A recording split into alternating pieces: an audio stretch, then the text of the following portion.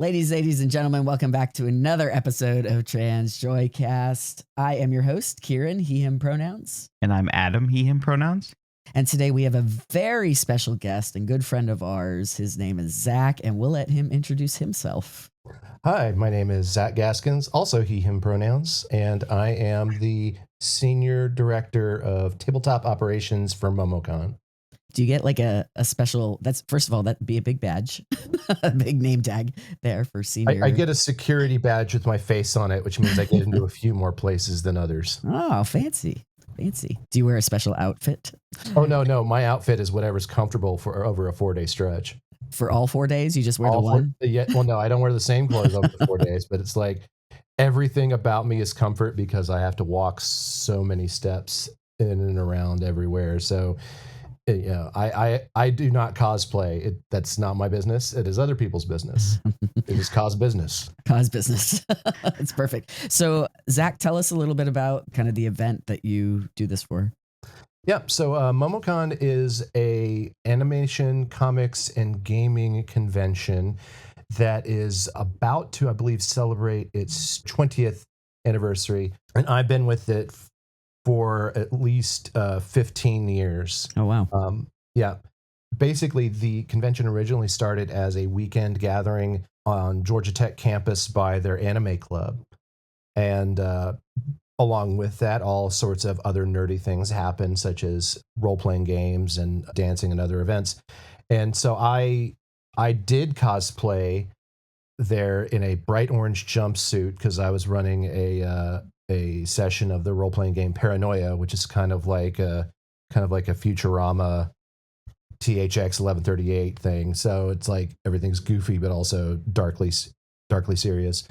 Anyway, so I was dressed up in this big orange jumpsuit running a game, and then all of a sudden fire alarms started going off because someone had set off firecrackers in one of the downstairs rooms as a joke.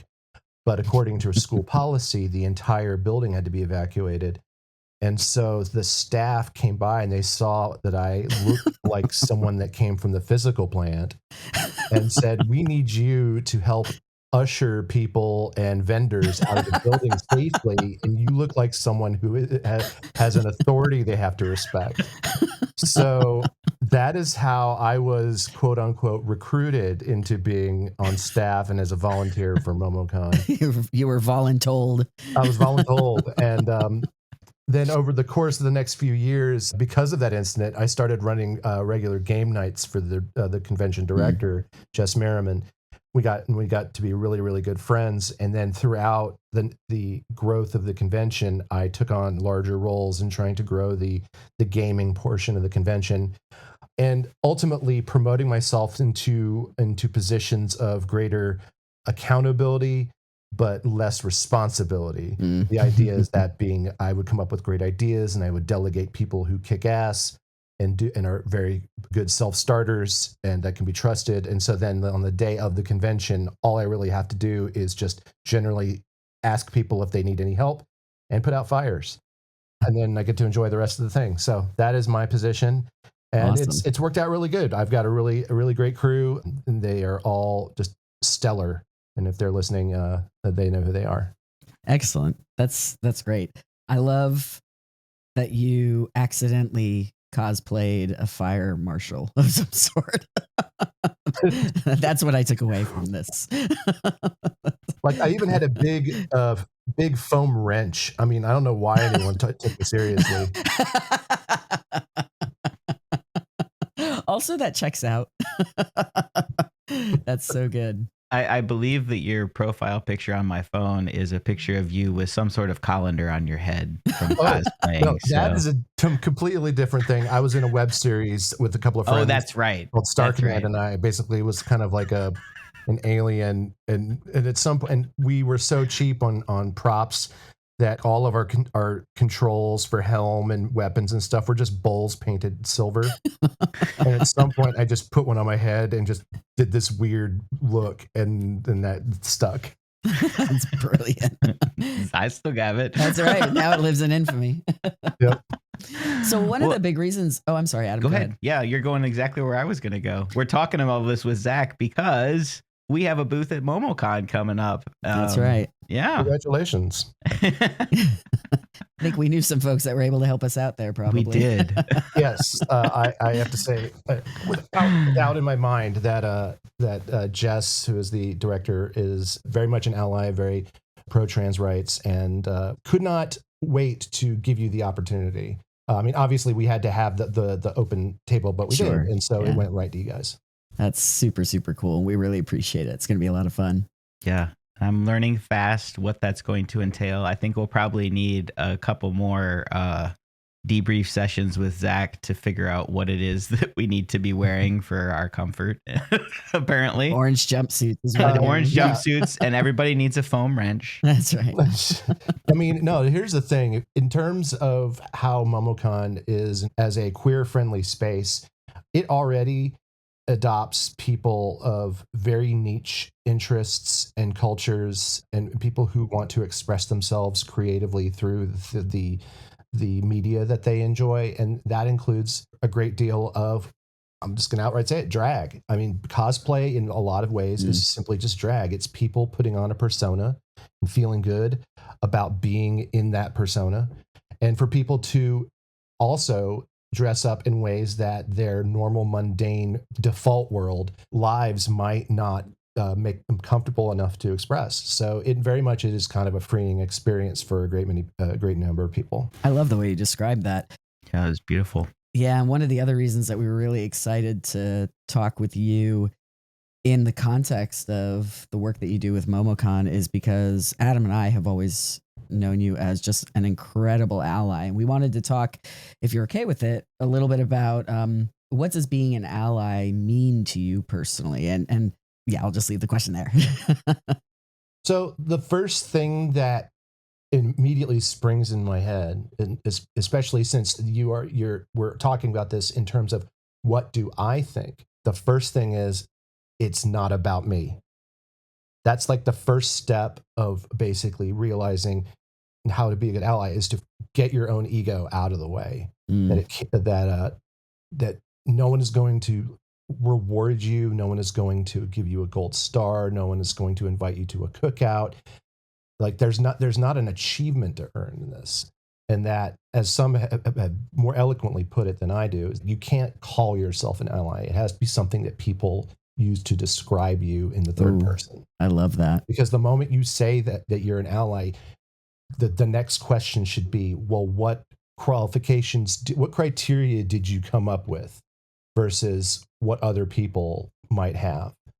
And, so, and obviously, depending on who you hang out with and the things that you do, it might be easier or harder for people to get that impression. But the second thing, I think, beyond not making it about yourself is to basically project a sense of being safe and being trusted and being someone who's not afraid of what it might mean to be called that in particular ways. Like you can't be concerned with, well, it's okay if you call me an ally, but if anyone else in other places refers to me as that, then they might have an opinion about that. And honestly, the reaction to that should be fine, because if that's going to be used as a pejorative against me, I'm not going to hang out with those people anyway. Have you always sort of thought in this way, or can you identify a specific growth moment, or kind of how did you learn to think about allyship that way, I guess is the question I'm trying to ask. I don't want to cheapen it or make it goofy the way I talk about it, but the very act of saying, well, don't make it about you, and you can't really call yourself one, there's not achievements that you have to go for, in a very non-obvious way, you have to kind of break it down into just more generalized thoughts of, who deserves dignity? And the answer is everyone should. I mean, up until the point they commit actions that, are harmful to other people. And that's really the only thing that should matter, is that, I don't care what people look like. I don't care how they behave, whatever. As long as they treat people with respect, I will respect them. It's the social contract. And in another corny way, If either of you are familiar with the TV show Letterkenny, there was a phrase that they use every once in a while. When a friend asks for help, you help them. And so there's no pause, there's no judgment, there's no checking. Someone needs help, you help them. And that's as far as the thought should go. So it's a combination of getting past making judgments about the decision to help or to be that help. That if someone that you have already asserted in your mind is worthy of dignity and respect and they need help, that you should be ready and able to offer that help. Is that something that you've always been cognizant of? No, I mean, it's something I honestly, you do have to suffer a bit of an ego death there. From the, but as most people grow up, you are obviously concerned with your own well-being, and that's a thing. But then, assuming that you have what we would consider empathy, you have to shed as many layers of requirements and constraints on that empathy to basically view people more as fellow sentient beings and less of, oh, well, the more you resemble me, the more respect I give you. And just basically it goes straight down to, does this person behave in a way that is respectful and kind? Focus on the actions of people rather than the way that they happen to identify or whatever. And some of that comes in like in deliberate actions, and other things in the values that they espouse through their actions. So for being an ally, it's just realizing that when people have that sense of kindness and generosity, that you want to reflect that back onto people. Yeah, for sure. To answer your question about was it always something that I always had? I mean, yes and no. I fortunately had two very great parents who raised me right, and they also raised me to be rather independent. And I was given that opportunity to basically soul search and to just think mindfully about the choices I make and why I make them. And I also fortunately had a number of relationships that also were very cut and dry. Why do you laugh at this person? Why do you think that's funny? Would it be funny if that was done to you? And I grew up as a nerd, and I was kind of an outcast. I was in the high school band and stuff, but I was squirrely. I was undiagnosed autistic. So before they started giving a name to those things, so when some of my former girlfriends and such asked me to look inward and say, is this how you would want to be treated simply for the crime of being yourself? Do you think that's fair? And the answer really is, no, it's not. And that's what really just switched it off for me. It was like, I need to stop. I need to stop getting cheap joy at other people's confusion and disarray and be part of the solution. I love you sharing that, because it isn't an easy thing for a lot of folks, especially kind of when they're still in that space, to realize that it actually just isn't funny, and I love how you described it. It's just kind of cheap humor. It's not clever. It's not. Yep. Because that's part of the ego death. It's to get beyond making yourself feel better by putting yourself over other people. That joy is fleeting, and it's fake. And how interesting that it really is just so many layers, that you start so high and you dig to come down to the pure simplicity of humanity. But it's hard to start on that digging. So what, in that vein, what would you suggest to somebody that is nervous about being an ally, like doesn't have any idea of what that even looks like? What would you say to somebody like that? I'd say basically, and this is the thing, and I've heard this on multiple occasions, and especially even as someone who is trusted by my friends, that doesn't give me a pass to be automatically or feel like I should be automatically trusted amongst trans and queer folk that I don't know, because they don't know me. And so again, get over yourself. It's not about you. So basically, to shed the idea of, I hope they like me, and to just be authentically helpful and friendly. And when those moments of doubt or being challenged on those beliefs show up, that you really, you look those people in the eye and say, I don't care what you think. Mm-hmm. You know, it ain't about you either, you know? Right. Something that I've always appreciated hanging out with you and your wife and your parents and your sibling, like it, just there is such kindness there. And there's a real clear lack of tolerance for anything else, anything that falls outside of that. It becomes very clear very quickly that that's the culture of the space that you all cultivate. And so it creates a safe space very quickly for folks. At least it did for me. There's no question about that. I like the way that you put that about stepping outside of your ego, which you've said a couple of times, and just the idea of not tying yourself and your value to whether or not others like you, and acknowledging that the first handful, dozen, 100 times that you're in that kind of situation, you're going to feel a little weird, and that's not about anybody but you either. Right. Yeah. And you have to try.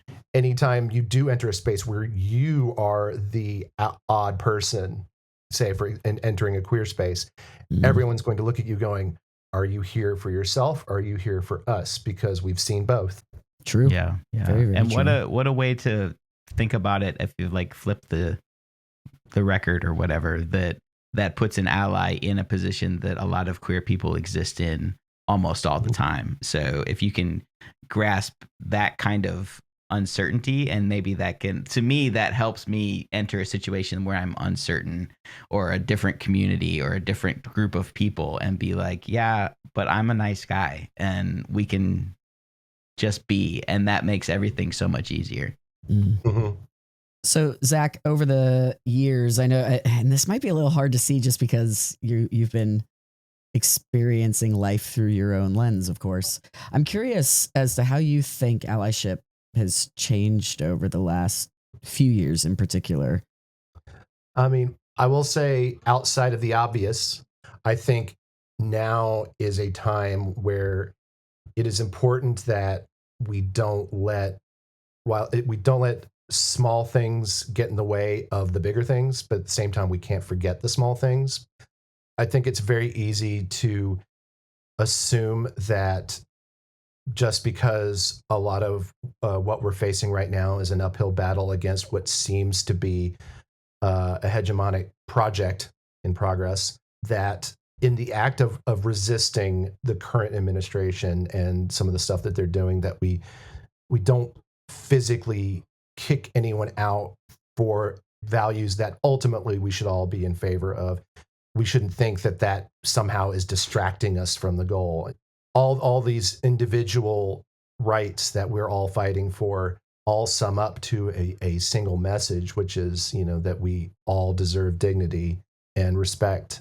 And I think that common theme throughout all of these struggles, I think, is what really unites us. And I think that's, in terms of being an ally, it means that you need to take a look at all of these other people that we're protesting alongside, and translating their struggles in the same emotional content of our individual ones. That the reason we're all there is because they're wanting to keep us separate, and to isolate us.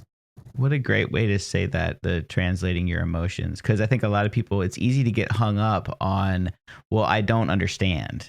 And and that's a great way to say you don't have to. It's not about that.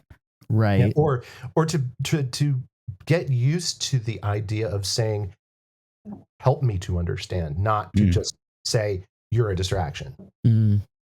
Yeah, that's something Adam and I have talked a whole lot about, especially in the space of how to serve our community through Trans Joy, through the organization Trans Joy, as well as being open and inviting to those who are desirous of being a part of supporting the community. So we always say our events are open to trans, non-binary folks and the people that love us.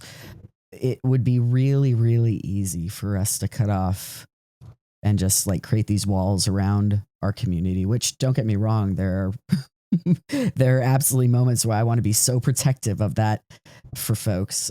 And very fortunately, we are also still very discerning about the allies, and the allies that are showing up are wonderful folks. All of that said, but our goal has been to build on the community to do exactly what you're talking about, Zach, which is helping folks understand that our plight is their plight, that their plights are our plights as well, and that together we can bring a lot of positivity and change in a way that is much harder to do at the individual level and at the individual cause, especially right now.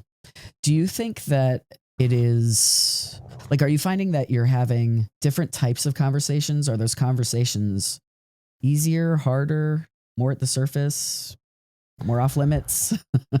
I think my conversations tend to be, I mean, this is the challenge though. The kind of the personality I am, I like to put myself around like-minded people. I like to hang out with people that, you know, share my values. And I feel like I self-select for people that I know I'm going to get along with. I mean, secretly, I imagine being the absolute vanguard in these very pre-planned confrontations where I get to be the hero, and that everyone ideates about that from time to time. I don't think that's how that reality doesn't work that way. And I think at the moment, what we are trying to do is as diplomatically and as peacefully as possible, project the idea of that there's not a conspiracy. There's not the anger that exists in the current situation is healthy, and if properly directed can actually affect change. But it's positive anger, if you get what I'm saying. It's basically saying it's not hatred. It's not hatred of a person. It's hatred of an idea. I think people confuse anger with rage or hatred. Yes. And I think it's important to be angry in the right ways, and to not let that just come overtake us. Yeah. And how much more impact we can have, well, we believe, because we're Trans Joy, obviously, but with the joy. But yeah, and what trans we can anger is do, not nearly as brandable, I would say. it's not nearly as brandable, no. Nobody's going to give us money for that. Trans rage. That being said, I have seen patches on individuals that had the trans flag with an AR-15 that says "Defend Equality." Right. Yeah. There's a time and a place. There's a time and a place. Have y'all, Zach, you might be familiar with this game because I know you play some video games. What is it? The Untitled Goose Game? I played that early. Yeah. So good. So I love. Peace was never an option. Exactly. The goose that has the knife in his mouth, because in the game you're like sowing little goose style chaos and it's super fun. And you've got this goose with a knife in his mouth, and folks have written peace was never an option under it. And honestly, the goose is just so cute, and the goose has a little knife. I feel like that's what I would look like as a rageful trans person. I've seen it at a couple of protests and the meetings and such. I've seen the phrase, if you continue to refuse to accept my human rights, I'm going to identify as a problem. Right. That's good. I like the there's also respect my existence or expect my resistance. Oh no, that's perfect. I love that one. I have to think about it real hard before I say it, but expect my resistance or expect my existence. I don't know. Something like that. It gets tough. Yeah. And I think the thing that obviously people on the other side of this conversation want to jump at the opportunity to do is to confuse your anger with revenge rather than justice. Yeah, totally. Yeah, very well said. And we're so Adam and I, we again similar conversation as the other one. We're really cognizant of how we show up in spaces, in part because we really want to be able to contribute to creating the world that we want to be a part of. So I think that's a big piece of it. And kind of as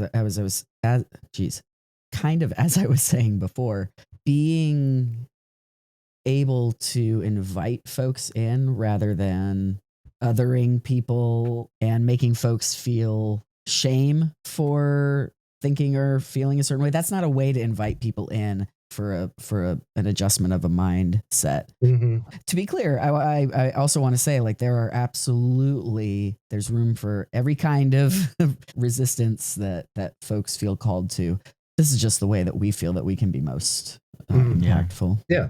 One of the reasons that we're so excited to have a space at Momocon is just the pure overlap of our trans non-binary community and the gaming community, the anime community. Like if you think back to like when you started at Tech and Momocon was just a little fledgling thing, what could you say about the changes in that space from then to now and its inclusion of, I mean, it's always been an inclusive space, but its inclusion of specifically trans and non-binary gamers and such? I think honestly, it's overcoming the 80s and in some cases early 90s urge to say, oh, niche interest, that's for lonely single white kids. And to basically understand that the whole nerd versus jock opposition is, first off, it's bullshit, and second, that it's something that gets made up because there's no other struggles within the greater white community so they had to make something up, and that ultimately that it should not be that kind of comparison or opposition, and that we all like nerdy shit and we should celebrate the being the one person that's into the thing means that there's a single person in the world that can tell you everything you want to know about a thing. And I think that's beautiful. Yeah. Well said. Yeah. I mean, yes, there's a time and a place. In the middle of the line at the Costco is not the time to talk about your entire knowledge of the Robotech phenomenon. But was that from experiential learning, Zach? No, I mean,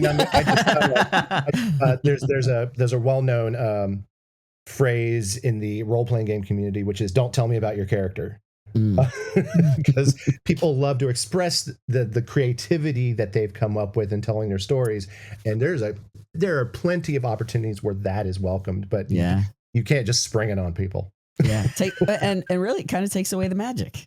Yeah, exactly. I mean, there needs to be a context as to what you're telling me, and I need to consent to engage with that. Right. Yeah. Some of that is autism. Some of that is just being polite. But what a cool like analogy for allyship in a lot of ways, because it really is like, don't tell me, just be here, show me, explain to me who you are, let me interact with you. That's that simple. Yeah, and that applies to anything where I am talking to someone who is not like me, and in order to get them to understand me, I use certain shortcuts. For me, the way I get to know people is to play a board game with them. It's a simple challenge that doesn't require a lot of math most of the time. And I get to subtly, rather than engage in small talk, which I personally find very difficult and annoying. Like, why should I care about this? I'm never going to see you again. Right. Instead, putting us all in a common framework of trying to win a thing, very non-competitively, and watch your gears turn as you make decisions, and what frustrates you, what excites you, what about the thing we're doing do you enjoy, what about it do you tune out on. And that helps me a lot understand the things that you value or the things that excite you. And honestly, that's how I as a person better engage with people and meet them where they're at. That's the thing. We were talking earlier about how you welcoming people into your community. You have to meet them where they're at, not where you need them, where you want them to be. That happens later.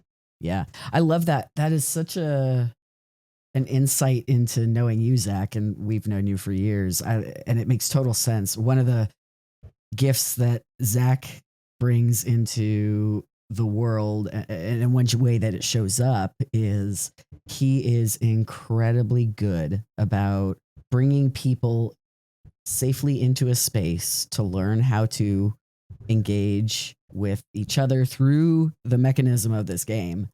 And it ends up being so quickly such an easy space to really get to know folks. And I love what you said, Zach, about being able to kind of figure out what's stressing somebody out, or what are they thinking about, or how do they approach a problem. I'd never really thought about that way. That's brilliant. That's it's 100% subtle, true. but again, it's the things that I outside of trying to be actually social, those are the things that I pick up on. It's subtle things, not obvious things. Right. It's right. an irony. Right. That's right. Yeah, no, it's very much a superpower of yours. There's no question about that. The best gaming experiences I've had have been when you've been at the helm. There's no question about that. In some way, it's like that line from one of the Matrix sequels is you never know someone truly until you fight them. It's a rather intimate thing. You are up and close with them. You are touching each other. You are seeing how they move. You are seeing how they breathe. You're seeing how they react. It's a dance. Yeah, that's true. And you get to learn a lot about how someone, what they care about and what they protect, what they don't protect, and what they seem to focus on in those moments. I hadn't really thought about that. Not necessarily that you need to punch someone, but you can wrestle. Wrestling's fun too. Yeah. Come here, Adam. I want to get to know you better. Yeah, I've seen your tortillas. I'm not letting you close anymore. But not just in the fight thing, but just something that is personal. Yeah. That involves everyone equally. Yeah. That's what I'm getting at. And gaming is such a safe place for those of us who feel outside, because there's something to do in that group situation. Like, it allows us to learn how to be social and find our people. And like Kieran said, Zach, you do an amazing job of teaching others and welcoming others into that space, which is one of the many reasons that we're talking to you today. But I think that's a decent place to drop our upcoming game night that Zach is going to help us organize and bring some games and teach a couple of things up at Gigabytes Cafe. We're rushing to get this together because Momocon gave us a couple of badges to give away too. So we have 2 4-day passes to give away. That's amazing, which I'm super excited about. That's so cool. We the trans non-binary community, a lot of our community doesn't have access to those types of things. Yeah. So that's super, super cool. We really appreciate the folks over at Momocon and Zach for helping us make sure that we can do something cool, something neat for some folks in our community. If it's nerdy or crafty or stimulating in any way, we want to be a part of it. Heck yeah. We want to promote it. Heck yeah. So 7 p.m. May 9th, Gigabytes Cafe up in Marietta, or Gigabytes Tabletop Cafe, excuse me. They are generously hosting us. Zach is going to help teach some games. It's open to trans, non-binary folks and the people that love us, of course. And we're really excited to see folks there. I believe there's food and drinks, and they sell games, if I'm not mistaken. And they certainly do. Yeah. So I'm super excited, and my wallet is less excited because it knows the kind of punishment we had decided that everybody that's there is going to get 1 raffle ticket. And then if you want to buy more, you can. So everybody will have a shot at getting these passes, whether you buy something or not, or give us money or not. Just come and hang out with us. To be very clear, I will not have a raffle ticket. That is true. Everyone except for Zach. Or Adam or me. Yeah. All right. The list is growing, but you get it. Come play games with us. That's the take home. It should be a good time. We had It'll be a great time. We've been doing this third Wednesday of every month at Felix's. We had a great turnout this last month. It was super fun. And Adam actually had a game there too. So we played some Dominion. And it was a great way to get some folks talking and involved. So that's super fun. Yeah. I would not be surprised if that also turns into a gaming hangout over time, but we will let the community decide that. Yeah. I'm also a fan of Felix's as well. You know, it's an interesting vibe being straight. So. Yeah, they're anything goes. No, they're super cool. They've done so much for us, and we really appreciate being able to show up and hang out there. So, Zach, lightning round questions. Oh shit. Uh oh. Hold on to your trousers. What is your favorite board game? That is like asking me to pick from over 400 children. It actually is. I know. Seriously, y'all, like his gaming room is floor to ceiling shelves. It's and incredible. It is incredibly impressive. Yeah. I will say at this time, the game I am most interested in is not a board game. Oh. But is not a video game. Okay. It is a social deduction game called Blood on the Clock Tower. If Did you've we- ever played Werewolf or Mafia, Yeah. it's basically the modern equivalent that has gone through countless playtests and refinements, and it is honestly the distillation of lying to your friends. I think, if I'm remembering correctly, you might have had us playing this At Christmas morning. Yeah. So much fun. So much fun. It was ridiculous. I think you were the recluse that one I time. 100% was. You were sus no matter what you did. It didn't matter. I'm always sus, if we're being honest. That is true. Yeah, that was so much fun. All right, so second question in our lightning round. What is your favorite video game currently? My current favorite video game is a lovely little colony simulator called RimWorld, which is if you are a fan of like space western type like survival genre things, or you just like seeing petty drama happening between survivors on a forbidden planet.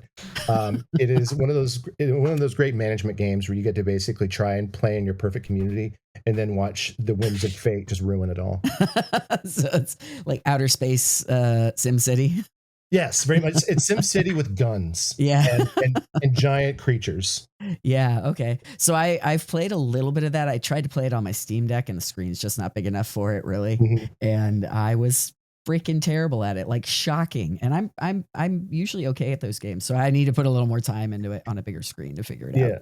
Yeah. Honestly, yes, there is a victory condition that you go for, but honestly, the most fun is basically making plans and seeing them through and completed. It's not something you get to do much in real life unless you have the perfect job. I hadn't gotten past the part of like trying to keep my little civilization alive, but like nothing came and got me. I just couldn't survive myself, I think, if I remember correctly.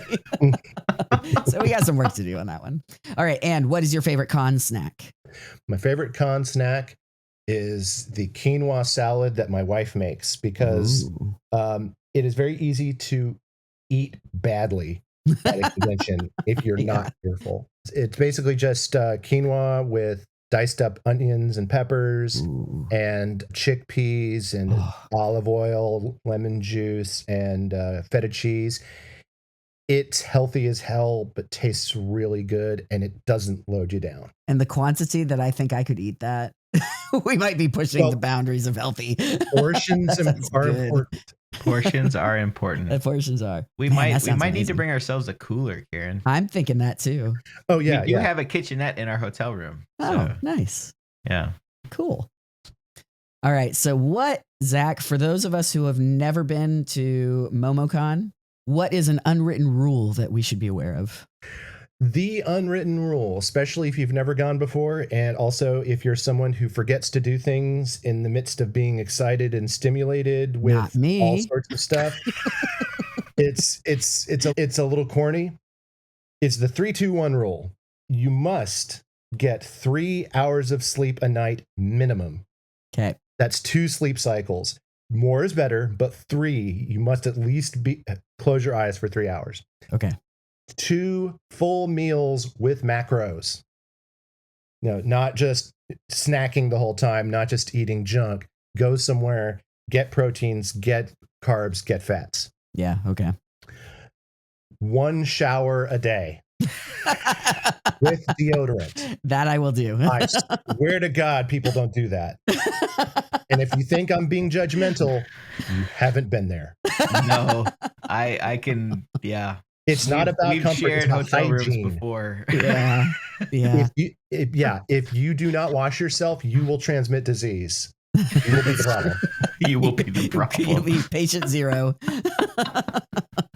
You know what? I'm for all of these things. I Yeah. probably need more than 3 hours, Oh. but And the other one last thing is hydrate.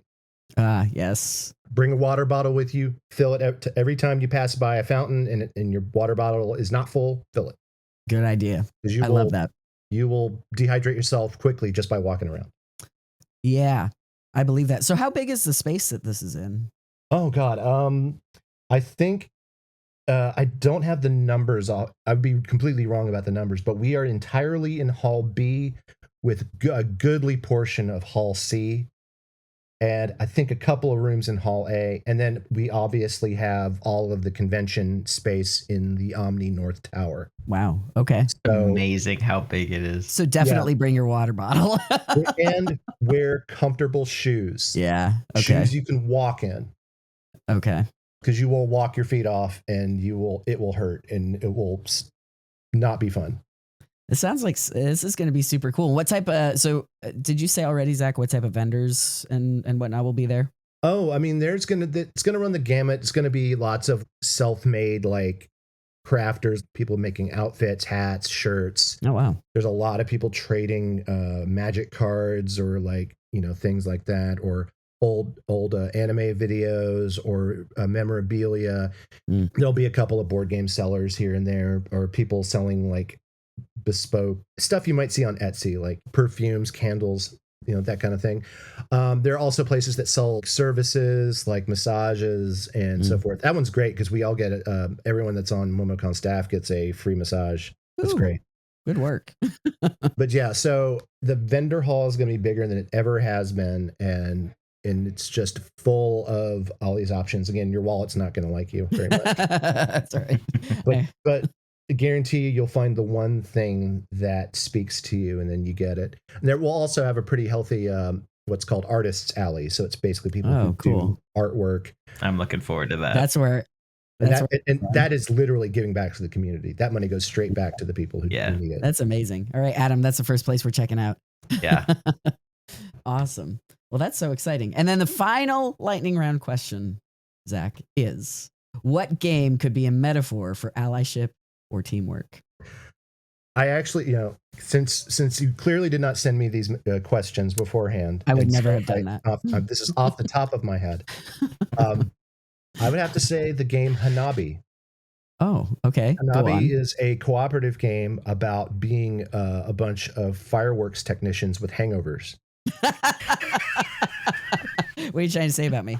So, elaborate, sir. If you don't know it, it's a card game where everyone gets dealt a hand of cards with numbers and colors on them that you have to play more or less in order.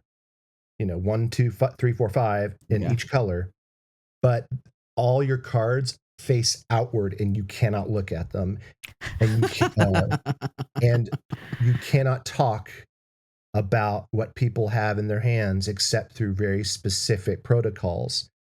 So it's a thing of, in the way that it's like allyship, it's I'm trying to do things, but I can't 100% know what I'm doing is right. I have to trust that the other people in the group give me the right clues to let me know when I'm doing good. Wow. And we all have to do that for each other. It reminds me very much of a Chinese proverb, I think, or just like a myth story where a person dies and they go to the afterlife and they aren't supremely good and they're not supremely bad. So they get shown both heaven and hell. They first get sent to hell and they see a room full of people sitting around a dining table with gigantic chopsticks attached to their hands and feet. They all have bowls full of food in front of them, but they're all hungry and starving and in complete misery because the chopsticks can't reach the rice in front of and the food in front of them.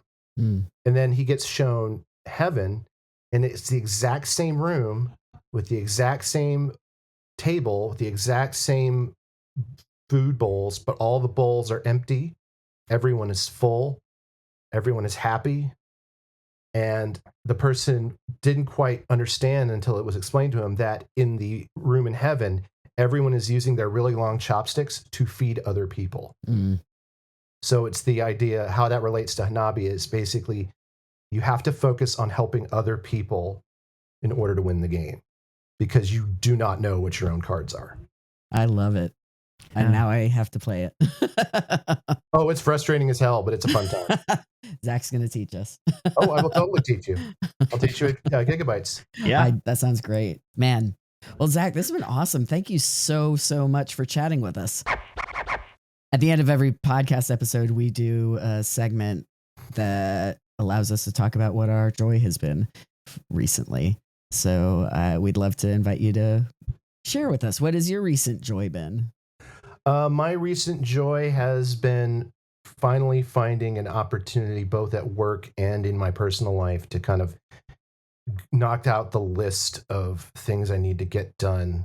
That is eternally something that's going to haunt me, is that I always feel like I haven't done something. Yeah. In the moment I do truly feel there is nothing left to do, it will feel so oddly silent that I will freak out again. What did I miss? What did I forget? We can all relate to that.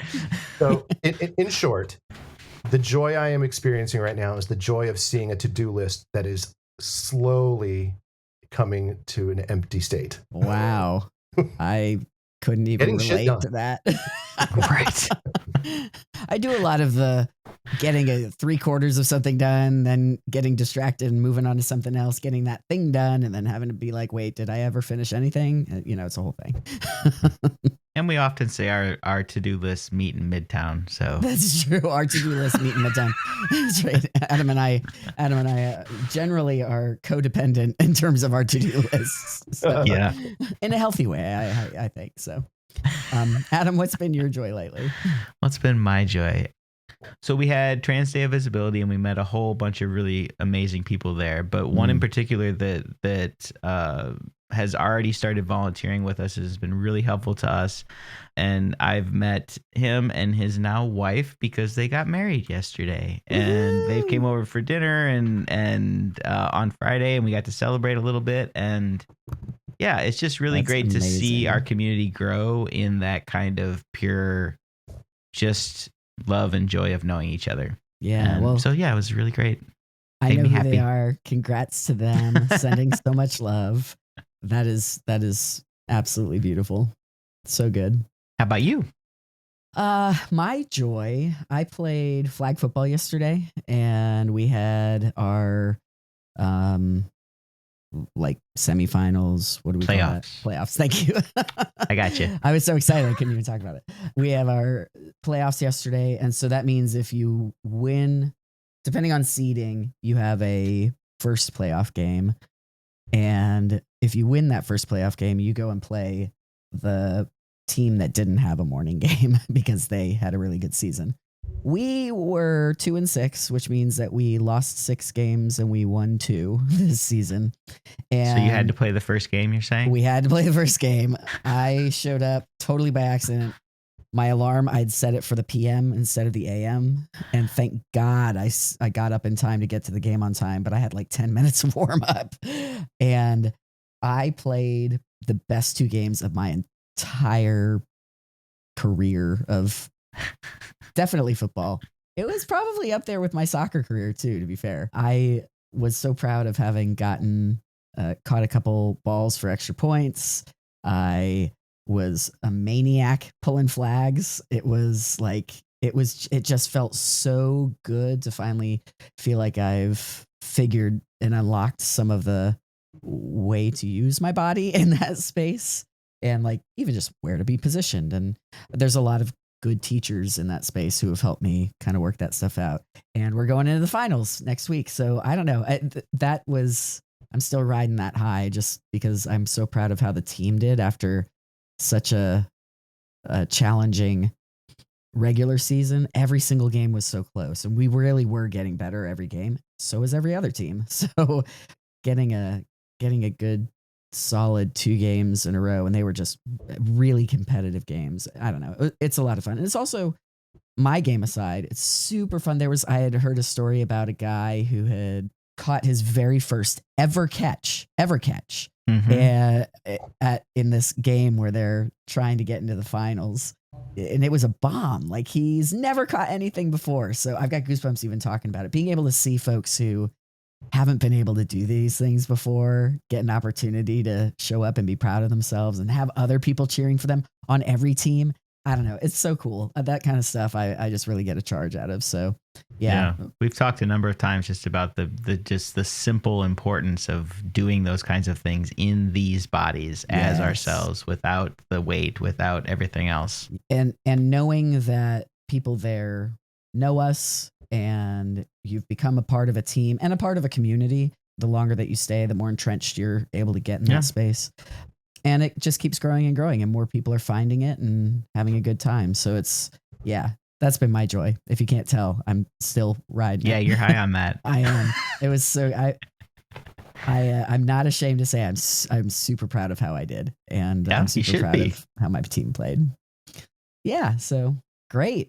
Well, thank you, everybody. This was a super fun conversation. I really enjoyed it, and I loved learning from your perspective on things, Zach. Zach he really just does set a great example of how to show up, how to take the right kind of space, how to speak up in spaces where he knows that other people aren't. And it really just kind of doing it the right way. So we were excited to introduce him to y'all. We're honored to call you an ally and a friend. Yeah. Oh, thank you. Absolutely. Yeah, take space, then give space. Yeah. Yeah. Simple as that. What's that? Simple as that. Simple as that. So closing it out, the best way you can help us spread trans joy through this podcast is to subscribe, like, share, and review. Please leave comments when you see the posts. That all helps it get out to folks that are potential listeners and viewers. Remember to follow us at Trans Joy USA on Facebook and Instagram. And for merch, head over to our Etsy shop. We got a lot of cool stuff over there right now. Big thanks, as always, to our supporters, to the places that are giving us spaces. So Felix's, Gigabytes, Momocon, y'all are just the bee's knees. And for folks who are donating regularly we're donating once. That's also super, super appreciated.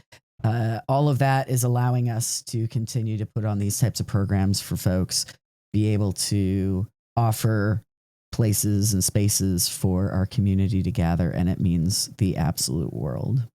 So thank you so much. Don't forget to join us May 9th for a chance to win a couple passes to Momocon. Friday. All right. Just because I'm teaching people doesn't mean I'll be competitive, so watch out. That's you mean yeah. All right. Well, we will talk to you later, fam. Mwah.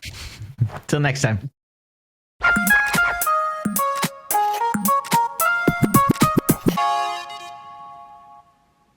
I do have a sick chicken that's in the hallway, and she's already laid an egg and done her egg song for the day. But if she goes crazy, I'll mute myself. Honestly, if there's a moment, chickens in the hall. Chickens in the hall. Yeah, I feel like that's a song. It's a movie. It should be. Chickens in the hall.